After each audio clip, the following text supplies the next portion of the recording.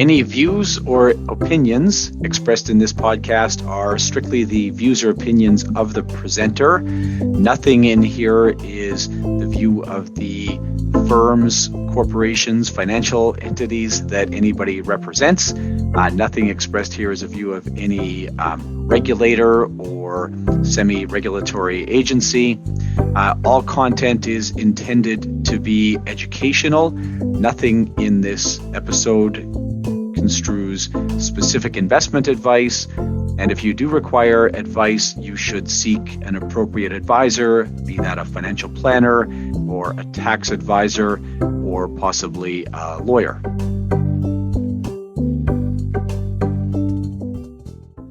And welcome back to the CE Drive podcast. This is Jason Watt. In this episode, I'll be talking to Lucky Rasappah of Kabis Associates. Lucky did his financial planning exam prep with me a couple of years ago and reached out to me when he saw or when he was featured or included in an article on the CTV about digital estate planning. Sort of a funny coincidence because that was probably the day after Jeff Baxter had reached out to me or had recorded his interview with me. So back-to-back digital estate planning episodes. The episode is going to be good for one insurance credit in all jurisdictions.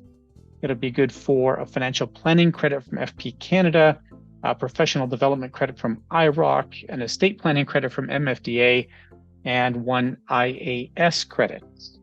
Okay, the object today is a periodic table of the elements. This is from my coworker, Sue. Sue saw this and for some reason thought of me. I don't really get it. Maybe it's a nerd thing. Maybe that's what it is.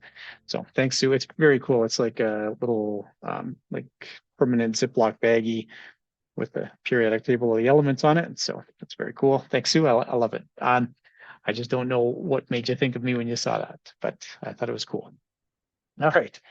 So we're going to roll into the interview here, but following the interview, I have some follow-on comments about sort of what Lucky has to say and what Jeff had to say in the last episode. You'll hear that Lucky and I do step on each other a little bit here. Apologies for the sort of awkward communication. I don't know, whatever it was, I wasn't able to establish the rapport that I needed here to have a smoother flow of communication. So no apologies for the stepping on one another. I do try to avoid it, but sometimes just how we communicate happens to work out this way. All right, thanks very much and enjoy the discussion with Lucky. I'm here today with Lucky Rasappah. Lucky is a whole bunch of different things, but financial advisor, accountant, keynote speaker, entrepreneur. I'm sure I'm missing a couple things in there. Can you give us a little introduction as to who you are and what you do, Lucky? Yeah, my name is LUXMIHAASAN Rasappah, but everybody knows me as Lucky. I came from Sri Lanka to Canada in 1990. In 2000, I started my financial planning journey, and I'm actually currently running two companies. Kabis Associates is one of the leading MGA in Canada, have license in 5 provinces. I also running an accounting firm. It's called Kabis Accounting and Financial Service. We do tax planning on that firm. I'm in the business over 20 years. I have 5 designations in financial industry. So I have CLU, CHS, CDFA, CHS, and CFDS. So CEA also I have.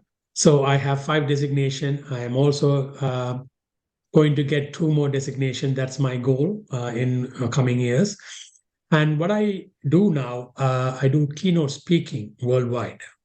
And what I create a system called a financial freedom model. The freedom model actually help a lot of clients to achieve their financial freedom in their life. So that's my whole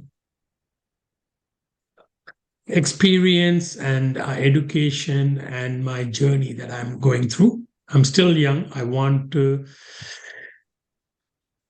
help people and touch people's life to achieve financial freedom. What is financial freedom, Lucky? Okay, freedom stand for financial management. R stand for retirement planning and risk management. E stand for education planning. Another E stand for estate and succession planning. D stand for debt management. O stand for opportunity to increase cash flow. And M stand for minimizing taxation. That's called freedom. So I actually teach this freedom model to clients and even young generation to achieve their financial freedom. So what is financial freedom? Is it, the ability to not work? Is it the ability, like, is it sleep at night? How do you actually go from not having financial freedom? Great question you asked me. It's a financial freedom is all about showing the roadmap, their future roadmap, how they have to receiving their financial matters. And also I could say that it's called, I teach the tools and knowledge and skill set they could able to manage their money and minimizing taxes in a way and increasing their cash flow, and they could have a happy life. So would happiness be like that's the mark? You have a client who may not have been happy or may not have been happy as they could be, and then they go through this process and they walk out of it, and now they can, at least maybe money is not an impediment to happiness. Money is not everything, that's if you're financially freedom, your actually your health will be much better. Also, you are stress free, right? And also you could have a wonderful life, like you could spend more time with their family.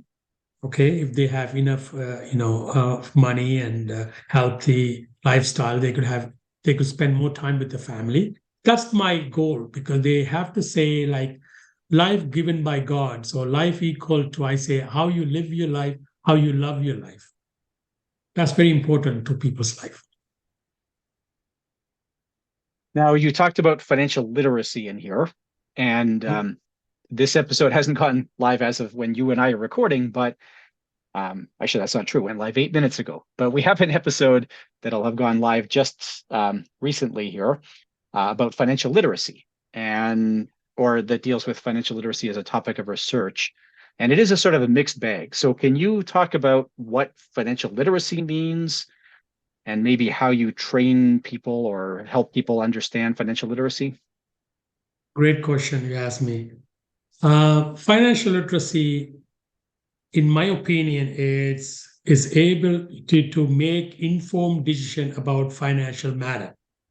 So financial literacy is a combination of education, skills, and knowledge. So as a financial literacy coach, I call it universal financial literacy coach.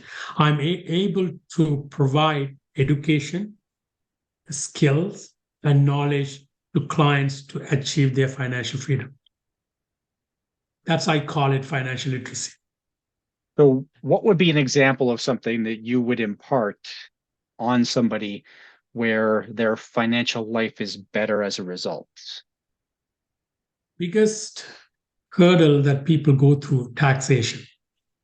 So example, they should understand what tax bracket they are in, how they could minimize their taxes, because people actually not aware of certain tax deduction, tax credit. So we actually provide that education, that knowledge in order to implement it. That's one example I could give you, right? So taxation. So one is also increasing cash flow. So we always say, if they are spending too much, they need to do budgeting, and they need to know the which is important for them to spend and which is not important to spend, right? So we actually show them where they're actually spending more money towards to that and how they could save it. And they could save unnecessary expenses. Now, can you talk about the overlap between your keynote speaking and your other businesses? Like, because you said you're giving a keynote, probably right about the time this goes live, you'll be doing a keynote in South Africa. I can't imagine that drives clients to your practice. How do those two things overlap? So I have 5 designations I told you before. So I'm also a certified divorce financial analyst.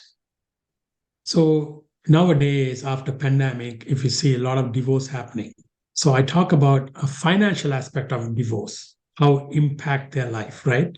I also talk about financial literacy. People need to educate financial literacy because most of the schools or financial institution doesn't teach financial literacy at all. In worldwide, I'm talking about. That's a big issue, right? And people need to know some basic knowledge about financial literacy. That's very important. That's why people have a lot of debts because they don't know how to manage their income, and they end up with a lot of debts. So I teach them financial literacy is the most important one in order to achieve their dreams and goals in their lives. So I teach them financial literacy education. Not only that, I also teach the way of living their life by doing certain things by financial matters. So one example I could give you is if they are overspending and they don't have money, they could even start their own business in an even part-time base, and how they could increase their cash flow, and also they get some tax advantage. A lot of people working as an employee, so I always encourage to start a part-time base business in their expertise, that what the expertise they have based on their education, based on their knowledge, based on their skill set.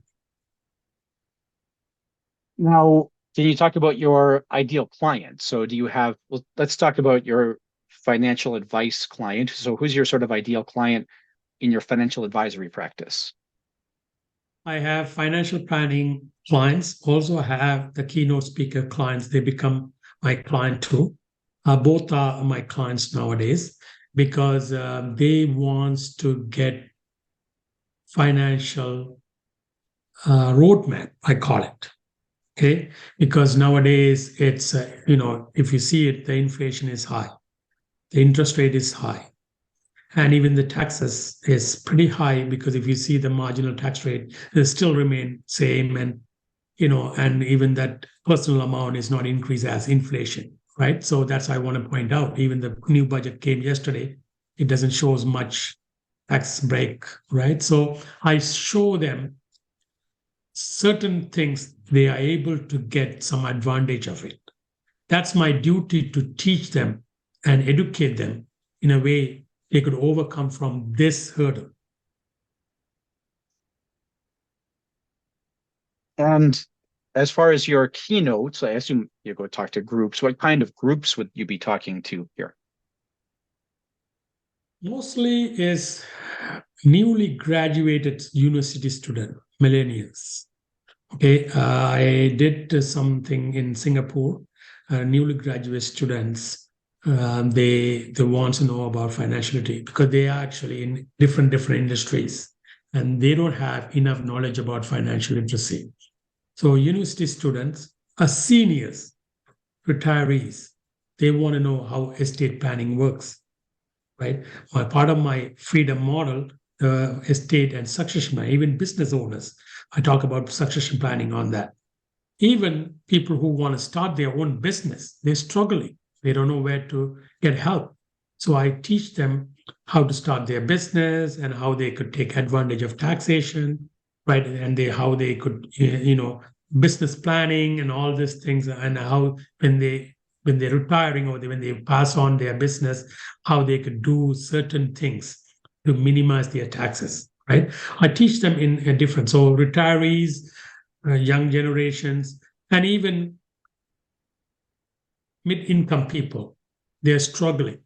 Wealthiest people, they pay less tax, but mid-income people, they're struggling. So I show them how they could minimize their taxes in certain ways. So when you're going to Singapore or South Africa to give a talk about financial concepts, do you take some time to familiarize yourself with the tax and estate regime in those other jurisdictions, or is it sort of jurisdiction agnostic? Fantastic. You start in the right point. Yes, I do my research before I go and speak to them about it. So even I have a great presentation for Singapore. I did my research about their taxation, how it works, every tax bracket. So I did that, and even the 2023, there's some changes in their taxation. So I also point out, and I did the research on that too. Yes, I do that. Perfect. Now, as far as, and you talked quite a bit about this freedom model already, what do you see as the primary benefit of having a developed model like your freedom model? The freedom model it says give you, I'll tell you, this is three things you should understand. The freedom model give you: recognizing the needs for change and see the change as an opportunity and pathway to financial freedom. So this freedom model give you these three things. So, sorry, I want to just reiterate. So that's the pathway, so that you can see that there's a path. So one is, I will repeat again for you. Yeah. Recognize the needs for change. Yeah. See the change as an opportunity.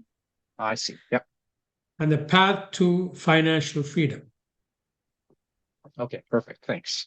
So really, that seems to be primarily client facing, like where the client gets to see the benefit of this process. Great. Yes, you're right. Okay, perfect. And then what about from your perspective, like from the you said you've got, do the folks in your MGA all use this? Is this something that is, permeated through your whole business, or is this something you use and, others may or may not pick it up? I'm actually educating the insurance advisors this model. Slowly they're grabbing it and they're implementing it with their clients. This model actually, needs more education, more knowledge. So not every insurance agent able to do certain things, right? So that's why I am encouraging some designation is very needed to do these things. Example, CLU or CFP, they need it. Or nowadays is PFA is available in Canada, but in nationwide or Canada-wide or even worldwide, I call CFP or CLU is the right designation to deal with this kind of model. And then specifically, what caused you to reach out to me here today was this article where you're quoted on the CTV about this sort of unfortunate outcome. Somebody dies, they have a smart device, a phone, or maybe a tablet, and there's some information in there that's important, and the family executor or whatever can't get access to it. So you said part of your model here is actually talking to people about this. Can you just go through a little bit of what you discuss with clients around this? So when you're discussing about estate planning with your clients, the digital assets and digital accounts is very important. Okay? I actually divide these digital assets and digital account in three categories. Everybody should know. I call this The first one I call it is accounts that contain virtual currency. That's called Bitcoin, PayPal, loyalty programs, so reward cards. So that's the first category, virtual currency. The second category I call it is called accounts contain virtual property by owning the license to access account.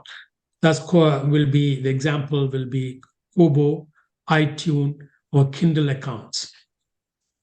The third category that I call it is called account contain information, email, Facebook, LinkedIn, Instagram, Twitter, even website, iCloud, and Google Drive.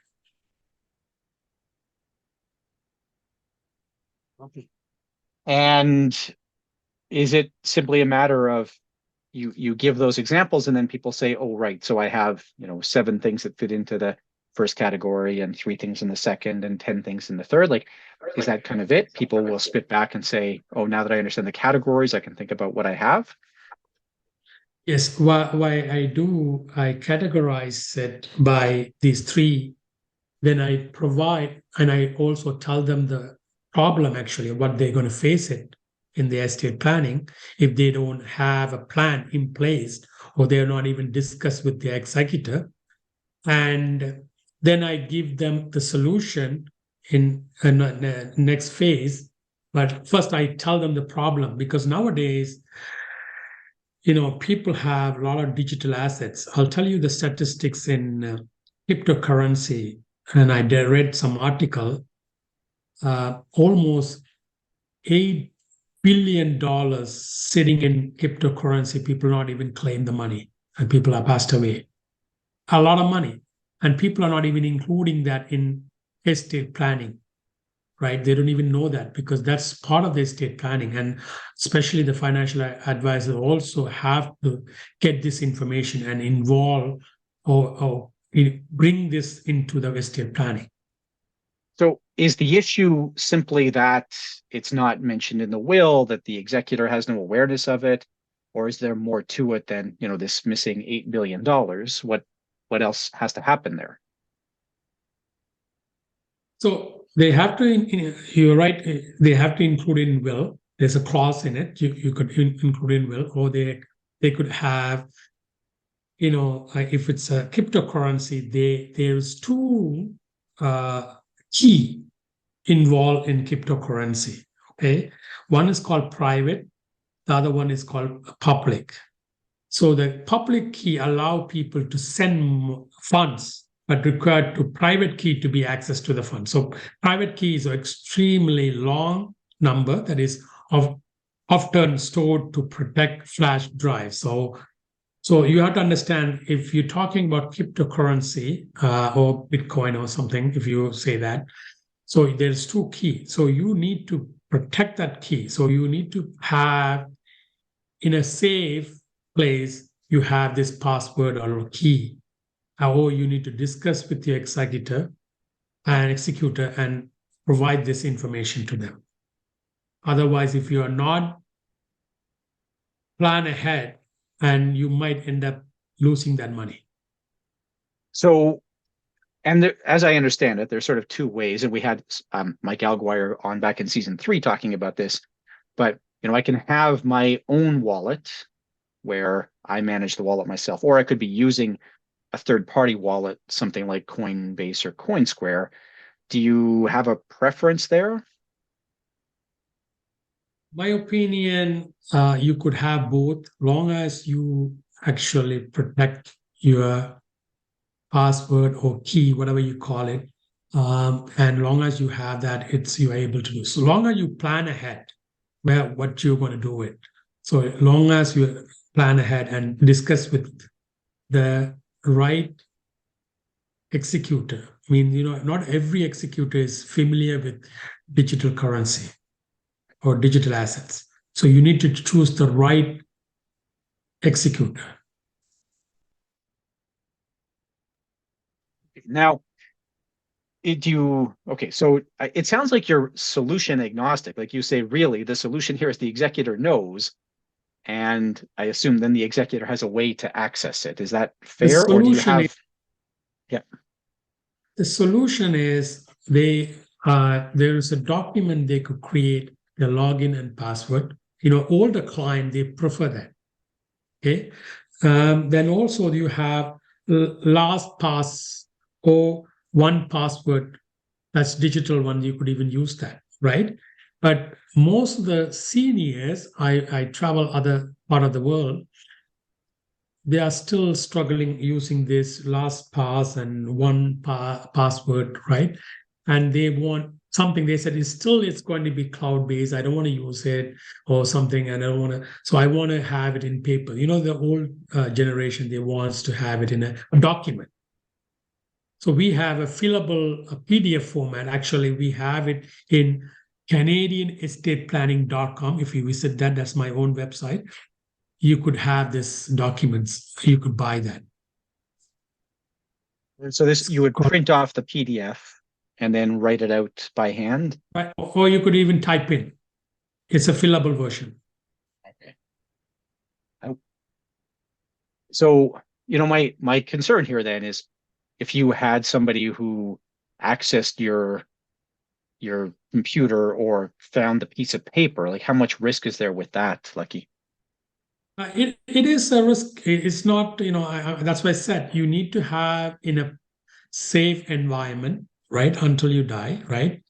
And also, you have to be careful because even I'll share my story later on. My uncle passed away, and we couldn't even open his own laptop. It's a nightmare. He have everything in, and he actually running a private school in Cornwall, and a lot of things in his laptop we couldn't even open it. It's a nightmare. So we didn't even come up with a lot of things after that. So it is tough things to be considered. Even if you don't even have a password in a document, and how they're going to be recouped, even if they are not going to use this LastPass or one password, right? How they're going to recoup all these passwords and login? So what about phones? Is there anything in particular, just because this is what the article was about, phones or tablets? What are your thoughts Nowadays, great question you asked, Jason, because nowadays, even phones, laptop, and tablet come with Face ID or thumbnail ID. When a person passed away, what will happen? Right? It's going to be a tough for them to open it. Even the funeral homes now, they are not able to do certain province. They are not able to do even face recognition because it's a breach of privacy. Right? That's all about this CTV news. Talk about it too, and I was part of that interview. So they have. What my suggestion is, even if you have a face recognition ID, make sure you have another ID, like you could put numbers or some key. You could key into that password. And even the phone, same thing I'm saying it. Even for laptop, you should do it. I know the technology is still growing and growing, but certain things not adapt in they don't see the other side of the world. So you have to, certain things have to be done in proper way. I got the impression from that article on the CTV that there might be some funeral directors who would let the family in to use the Face ID. And it does seem like a little bit of a questionable outcome. If you see the certain privacy does not allow it. Right. Yeah, I found it interesting. It was one of the gentlemen is talking about that. The privacy thing. Okay, perfect. I found it's a sort of, I don't know, a tough dilemma there. Now, what about social media accounts? You said you had some specific thoughts about like Facebook, Great. Twitter, whatever else. Yeah. If you go to STEP, the organization, they actually had a great info about social media. Social media, it's all about certain social media have legacy feature. What is legacy feature is actually you could, even before something goes wrong, you could implement it. Even I will say example, Apple, they have a digital legacy available with iOS 15 and update above. They could do a legacy contact. So there's the steps you could do in order to do it. Even on Facebook, you are able to do legacy feature there. Also in LinkedIn, you should do on Facebook. I want to mention also it's called memorialization setting you need to do in Facebook. On LinkedIn, little different. You have to input certain things. It's called it's kind of a legacy feature, but you are not able to do certain things because you need to provide death certificate after the person death. You have to provide the death certificate or some document you need to provide them on LinkedIn because it's a provisional site. They want to make sure that this person passed away, right? So that's that feature. So I have. If you want me to show this screen, I could show you the feature if you want to. You can go ahead and show it. I have to be a little careful here because about 80% of our listeners are audio only, but I'll see what we can pull off here. Okay, so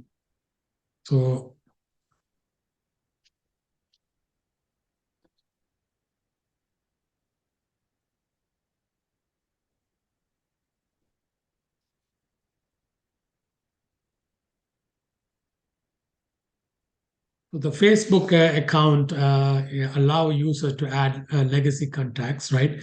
Legacy contact will be able to access to deceased account, including message, friends, and list, as able to remove or add friend and make other changes to the memorialization accounts, right? And the steps I could even provide this way, they need to go and set up.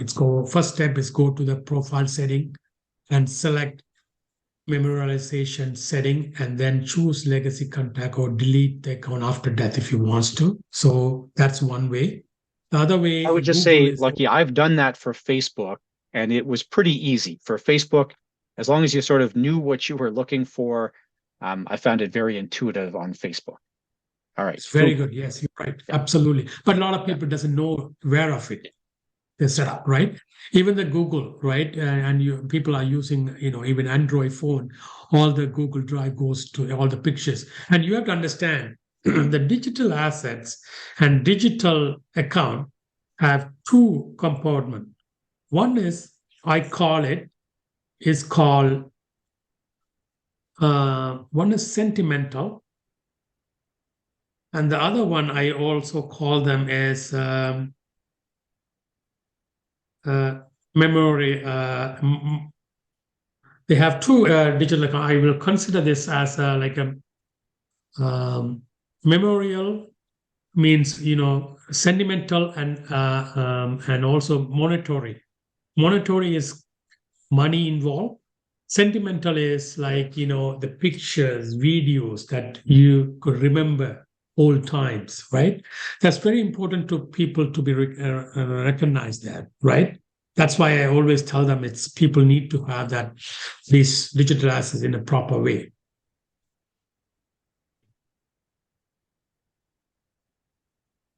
So you want me to go through show us Google. Drive? You were going to show Google there. There you go. Yeah, thanks. Google. So the Google is Google Inactivate Account Manager. So what you have to do, not specifically use the death of user, but still to help tools. So what you could do, you could go and set up the short as 3 to 18 months. If you don't using the account, then the account will become that legacy feature. And then they are able to do certain things. And the person who are authorized, they will able to do certain things with that account, right? Same thing with LinkedIn. These are the steps you have to do. LinkedIn is not quite as automatic as some of the other platform. there are three options. They give you request to close the account or request to memorialization that account. They could able to do it and report the member that is deceased. They could also do that, but they need to provide some kind of a document in order to do these three steps.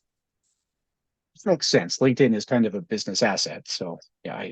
And one solution I always tell them, if you have digital assets and digital account, I know most of the will covered, but some old will or some people, or they have a basic will. Sometimes it doesn't cover, but people need to make sure this clause include in the will. I'm going to just read this out here, Lucky, if you don't mind. So okay, Lucky's for you. Yeah, so perfect. Lucky's sample. Go ahead, Lucky. Yeah. Definitely. Thank you, Jason. So the digital and electronic and liability. My trustee, subject to my contrary provision in my will, and any agreement that affects my interest in that property, may exercise any rights, power, and privilege in connection with any digital or electronic property or online accounts forming a part of my estate to the same extent as I could if I were alive and the only owner of that property. That's a clause you could add on your will. Now, would we put that into a power of attorney as well? Yes. If you become incapacitated, definitely you need to put it in on power of attorney. That's also very important. And I know a lot of people don't aware of that. People think after death, they think, incapacitated means mentally or physically you're not able to function yourself. They need to be put it on power of attorney. And also you need to talk to the attorney about this matter. And person who acting as a attorney, they need to have certain knowledge about digital assets and digital account. So yeah, that's perfect. Lucky, now have you had people where they've used a professional executor or a corporate executor to manage their estates? Yes, it depends on the assets the client have. So if they have a small assets and sometimes they cannot afford to pay the corporate executor. But if they have over 5 million, 10 million, I encourage, and even blended families, right? I encourage a corporate executor is the best choice for them, right? So even they pay a small fee, but still better off because they also have experience. Executive job is not easy at all. Trust me, it's a pain. Right? And I've been through, and I'm also certified executive advisor. So I've been through this, and I had a great website, CanadianEstatePlanning.com, and people call me, and they even talk about it, and they said, and they also buy E&O because I know any family member can even sue them, right? And it's not an easy job. So I typically encourage people over 5 million or 10 million, they should consider corporate executive. We did have corporate executor team on, I think back early in season 4, we had the good folks from Sorel on the podcast here. Okay, so then have you dealt with folks who have, and this is where it sort of skirts the line between the monetary and the sort of emotional or psychological benefits, but what about sentimental?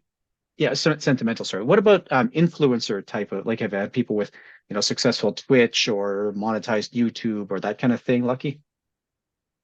Yeah, that's also a great asset. That especially what you mentioned, a YouTube channel, people are running it, right? That's influenced a lot of people. Even I have my own story. I have own YouTube channel, right? If something goes to me, whatever will happen, and I know it's a big value. Even financial literacy, I'm teaching in YouTube channel, and it's a big thing, right? And people need to understand that, and it's influence stuff. Yes, they need to plan ahead in order to, what will happen in case something goes to these people. Perfect. And then what about sort of financial advisors more broadly? What else should, financial planners who maybe haven't thought about this before, haven't had these conversations, what else should they be talking about or thinking about with their clients? Based on my experience, this is my personal opinion, financial planners have a big role to play on digital account and digital assets. Because digital assets is part of the estate. Okay, financial planners have a due diligence to plan their digital assets in their estate planning. Very important. They have a big role to play. That's all I will tell them. And most of the financial planners are not aware of it.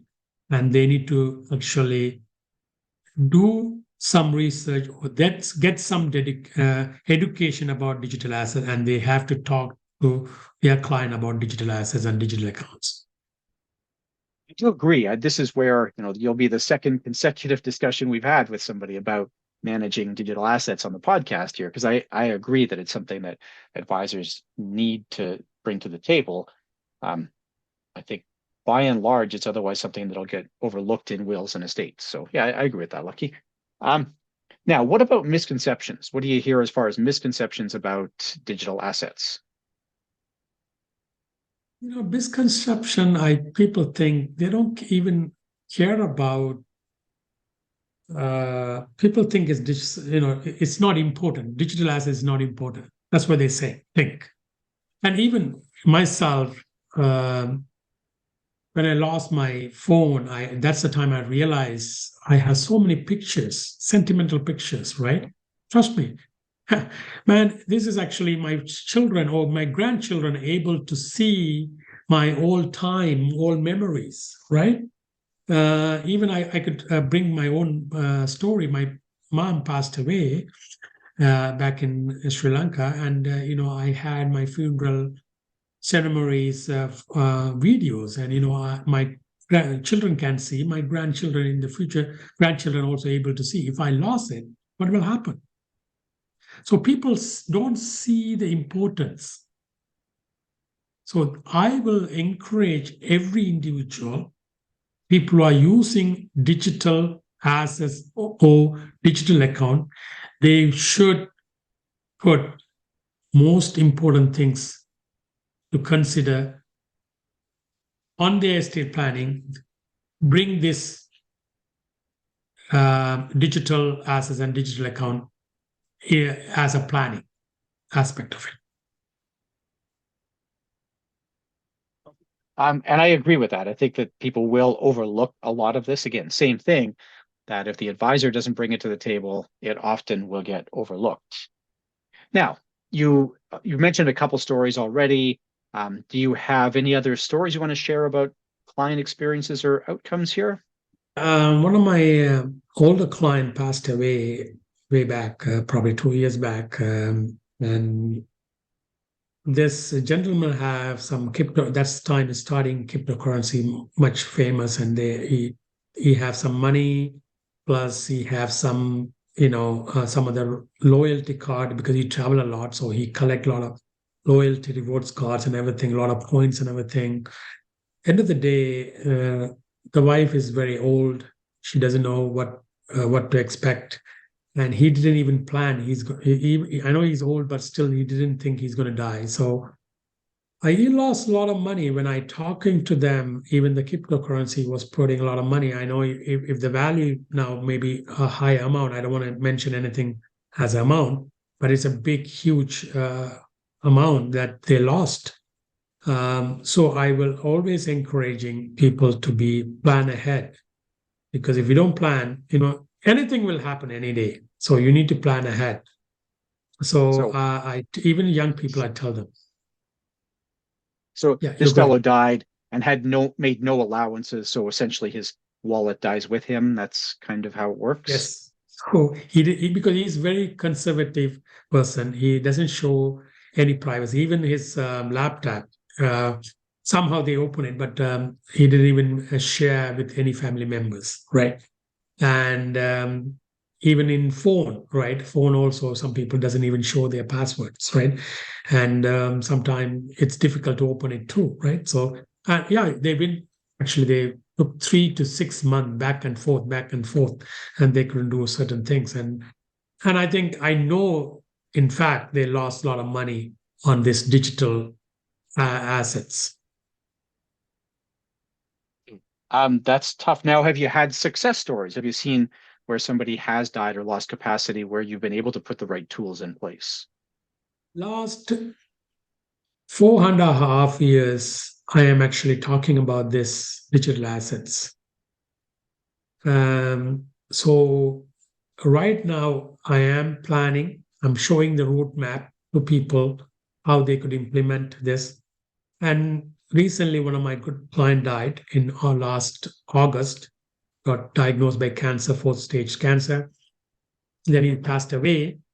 Somehow we plan ahead of time, and the spouse had a smooth transition to overcome and able to cancel all the social media. Because you have to also understand, I don't want to scare you guys, but I want to, if person died, if somebody hacked your account, they could use this account and in an illegal way or anything. It's called, identity theft. And you know that sometime anybody can sue the estate, even the person passed away. And people don't realize this, right? It's very important. That's why I said people say after death, why should I go and, cancel this social media? It's okay. It's gone. It's okay. You don't need to use. But people don't see the consequences later on. If somebody hacked your account and use it for misused information and they, doing it, and then it comes to the estate. It's good that, one way or another, there has to be some way to resolve those accounts, right? Yes, right. Somehow they have to. But some people just leave it like that. I always educate them. You cannot leave it like that. You have to cancel or you have to do something. Okay. Now, can we just circle back to your financial planning process? And I'm interested here in your tech stack. Lucky, is there any sort of technology that you use as part of your financial planning process with clients? I do some kind of a software, and also I do for my planning aspect on calendar when I'm making appointment calendarly, and when I do a meeting, I do Zoom, a team viewer, and I have a CRM system. I do all these things. On this aspect, like when you're talking about financial planning process, what I do, especially instead of the technology, I provide sense of freedom. Okay, on a financial planning process, attain your personal financial goal. I do that, right, and provide an increasing sense of awareness. I give them, right, and also help to protect your family from financial uncertainties, right? And I also maintain budget and planning their tax expenses. I also help them to monitoring their spending and expenses. I also provide opportunity to obtain and protect their financial resource. So, Lucky, as an example here with budgeting, is this Excel? Is this a handwritten piece of paper? Are you Mint or YNAB, or how do you do this? If you go to my own website, called Rasappah.com, on Resource Center, you could see an Excel, nicely done. Automatically, if you put the numbers, it's calculated. I did it in an Excel format because some older client, they prefer Excel rather than software. And they could even download it because it's not a web-based. So they could download it and they could do themselves. Okay. And then as far as deliverables for clients, so the client goes through the whole process with you at the maybe not end, but maybe at some point you're going to have some deliverable for a client. What do you hand to that client or email to that client? So basically, that delivering the present to the client, what I do is knowledge sharing to create buy-in for successful changes, transforming changes, stabling emotional into the change and acceleration action plan, and build a loss mindset and resource and resilience for profitable growth through the ongoing changes. So I gave these three when I delivering this.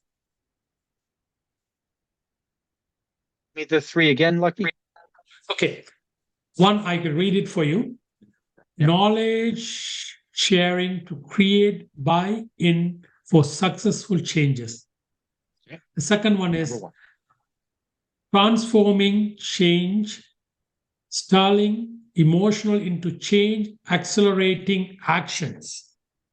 The third one is building a loss mindset, resource, and resilience for profitable growth through ongoing changes. Make sense? So these are all conceptual deliverables, Lucky, in that you go through the process, and at the end of it, those are the three things that you say, we've developed this, right? We've gotten here. Yes, because they are living in their current situation. They need to have changes in their life. If they want to see some changes in their life, they need to do some changes. So these three things will able to change their finance, change their lifestyle, change their the entire the way of living. So these three things will provide that. And my last question for you here, Lucky, is what do you see as the greatest benefit of somebody going through the financial planning process?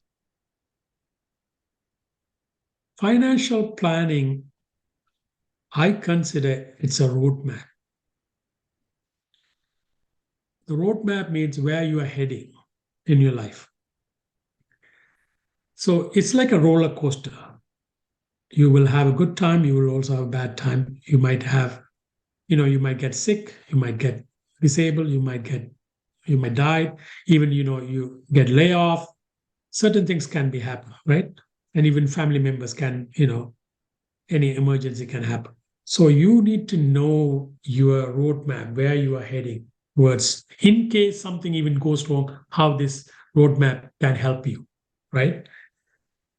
So even I call it income accumulation, income preservation, income distribution. The person, human value, bring income, money, right, to their family, or even for himself or herself. So how this money, I will say, I always show them as a tree. I said, on the top of the tree, you have a lot of branch and everything is look nice. That's your assets. But on the bottom, the tree have roots. Roots, it's your income. If something goes with the roof, the entire assets will be destroyed. So you need to protect your income. That's my preach to all my clients. You need to protect that root. So the income is very important. So financial planning will provide the stable income in case anything goes wrong, in order to protect all your assets. Make sense to you? That's great, Lucky. I really appreciate that. I love that you've given a lot of thought to your financial planning process and brought in some stuff that we don't always see. This discussion around digital assets is a great example. So thanks very much for sharing with us today. And I hope you have a wonderful day, Lucky. Thank you. Thank you. Thank you so much. Okay, the number for this episode is 9. The number for this episode is 9. So I want to go back to Jeff's discussion and then a little bit with Lucky's here. I think both tried to talk about some specific tools where they were appropriate, but both ended up discussing, I think, concepts very broadly. And I think this is the issue here is that it's not a problem that we can solve. This question of what happens with my digital assets at death or in loss of capacity, it's not an easily solved problem. It's not a simple checklist where you can go down the checklist. Jeff really talked about this quite a bit, and Lucky alluded to this as well. Every situation is going to be different. Everybody is going to need the same things that we need for all other elements of their estate planning. We're going to need to make sure that we ask good questions, that we understand that person's situation, we understand who else is involved in their lives, we understand the value of their assets, and really only on that basis can we come up with a great estate plan to deal with these digital assets. It's a new area.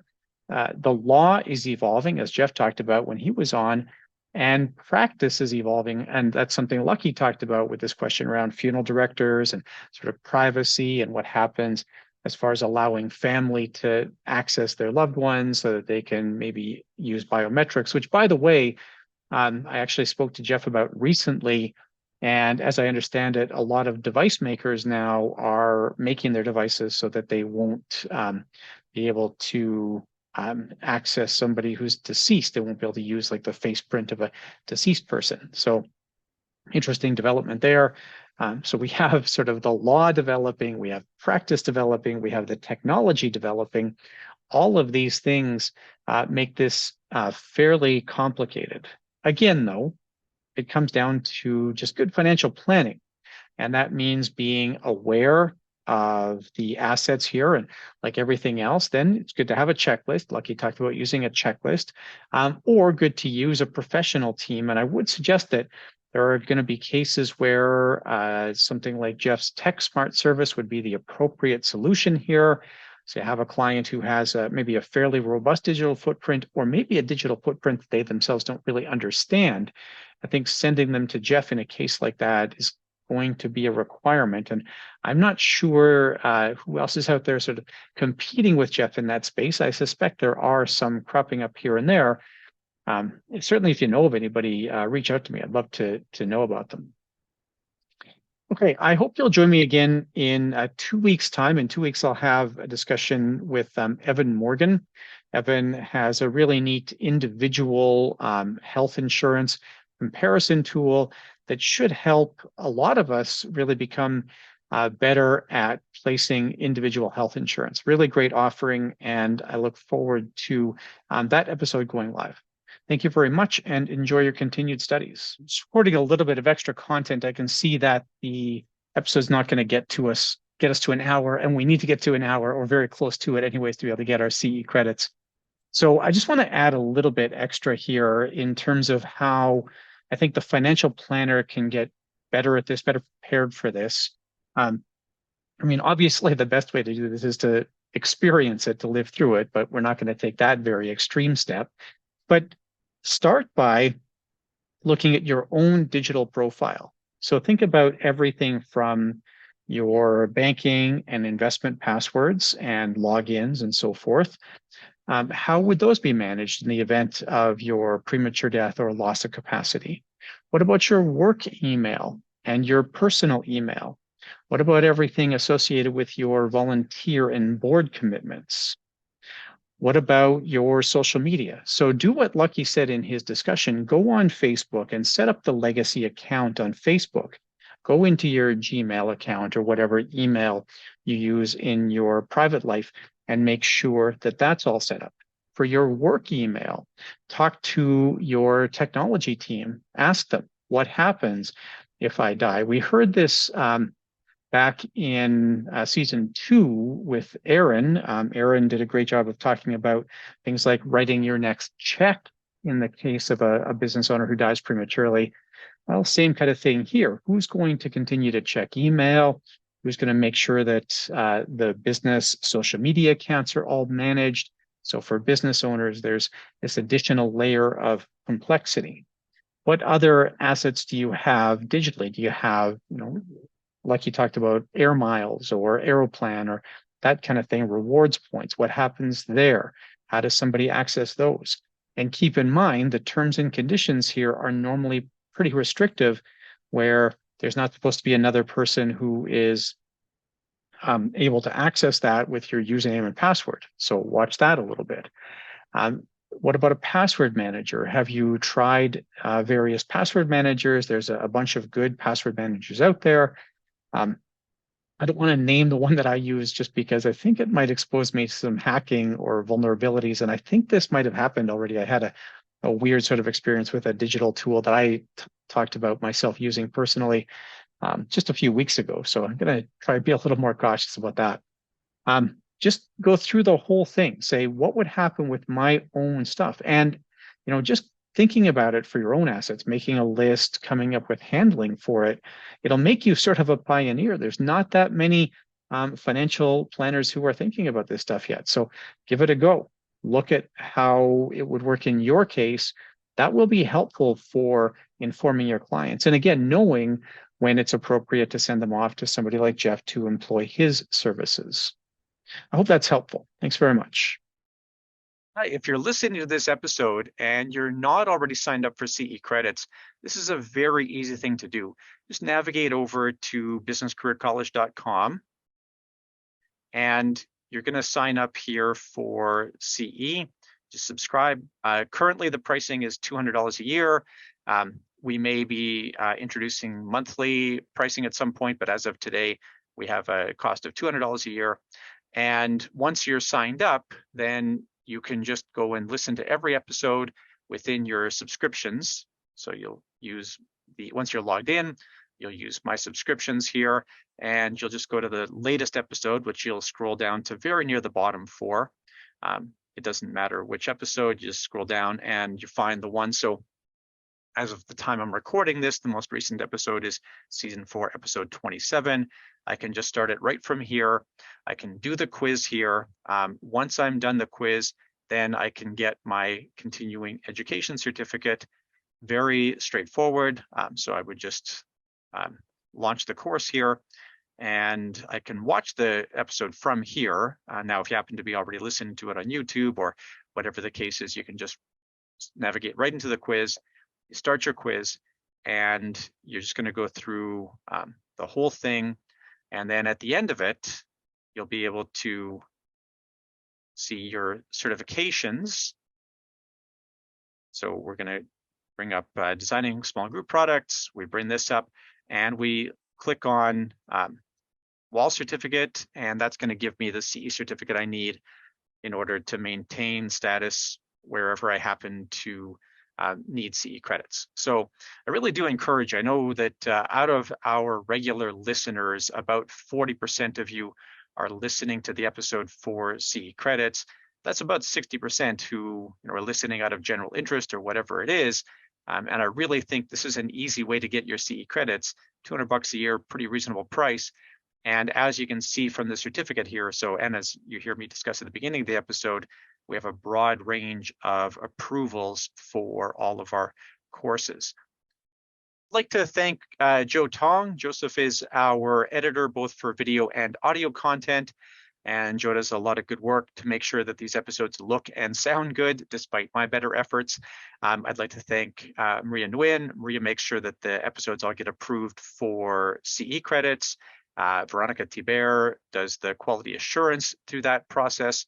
And then we have a strong marketing team that makes sure that all of our content gets out there so that people can find us and take advantage of the learning opportunity they might not have known about.